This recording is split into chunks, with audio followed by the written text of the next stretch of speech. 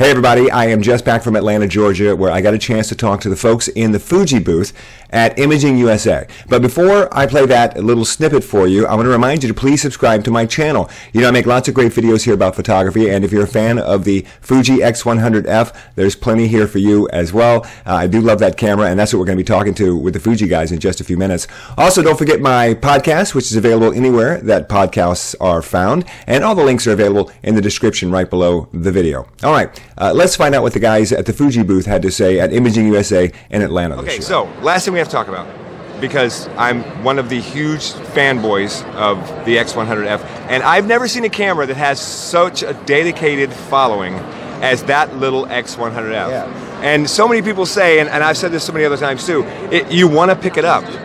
You know, I shoot all day professionally, and then at the end of the day, I still want to pick this camera up. And was that a conscious decision when you designed it? I mean, did you know that you were making something that would be so beloved? I'm sure the engineers in Tokyo, I mean, I think they looked back in history and looked at everything else that was out there and just sort of looked at what was everybody's favorite, you know, what was the legendary camera, right? Which would have been Leicas or things like Canonets, you know. And I get asked all the time, is that a film camera? So, oh yeah. Yeah, I've made a lot of friends that people seeing me sitting this camera sitting at a coffee shop and go, oh, I had one of those. And I said, no, you don't. So, yeah, but, you know, the fixed 23mm f2 lens on here and the leaf shutter, a lot of people just don't get that. They go, oh, I couldn't live with that. But it's the passion of people that say, this is the only focal length I want to think about. I want to put it in my pocket. I want to walk around the city with this. That's why F stands for 4. This is the fourth version iteration of this camera. Yeah, you're right about that. I know people who go, "Oh no, fixed lens." And I'm like, if it frees you up from carrying too much stuff, it frees you up from having to. It's hard to explain it. I carry so much gear when I'm working a wedding and stuff like that, and when I have this camera, I feel sometimes that I have more fun and I am more creative. Because I have to be creative, and as a result, I am happy and more satisfied when I get the image that I want, because I feel like, wow, that came from me. It didn't come from the fancy zoom lens. It didn't come from, you know. And when you look at all the great photographers in history, that's all they shot with. Right. You know, they weren't out there with giant tons of gear. And it's every day I want to pick it up. Every day I'm like, what can I take a picture of today with my X100F? But here's my question: this is your 4th iteration. Yeah. And when this one came out, the reviews were already things that the reviewers were saying, we didn't think it was possible to make the X100T any better, and they did. And now I don't know what you can do next. There's nothing I want on this camera. So I mean, do you guys have plans for a new model? Well, Tokyo has some kind of plans. We don't know what they're working on. We don't know what they are. They don't share that with you. No, we don't get a lot of advance notice on that kind of thing. I mean, I would assume obviously there would be internal speed upgrades and things like that. Right. In terms of body and whatnot, I mean, I don't know. Yeah, exactly. Why we don't want to ruin a good thing. Well, that's the thing, because so many times they think, well, we've got to change it. We've got to change it. If everyone loves it the way it is, sometimes you don't have to change it. Yeah. They're going to be, whatever it is they're going to do, they're going to be very careful about that, because we don't want to alienate that loyal following out there. So, but thank you for saying that you made it fun again, because that is exactly the message we hear from a lot of people. Oh, it's not just me. Every review you read on this camera, they say it makes it. I enjoy taking pictures so much just with this camera, especially among street photographers. Street photographers love it, and I love it too.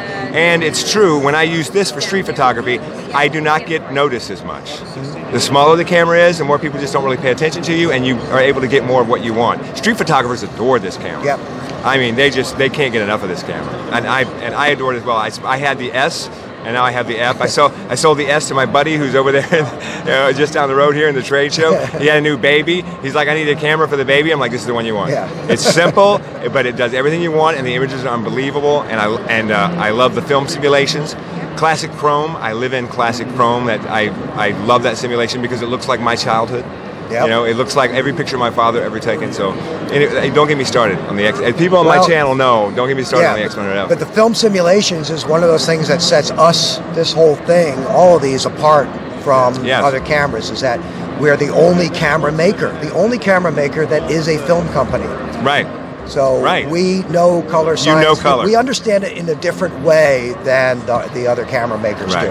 And I'm not saying theirs is bad, but ours is different. Yeah. And people just say this is really unique and it's beautiful and it's ready to go. Well, it's the only camera that I shoot with JPEG.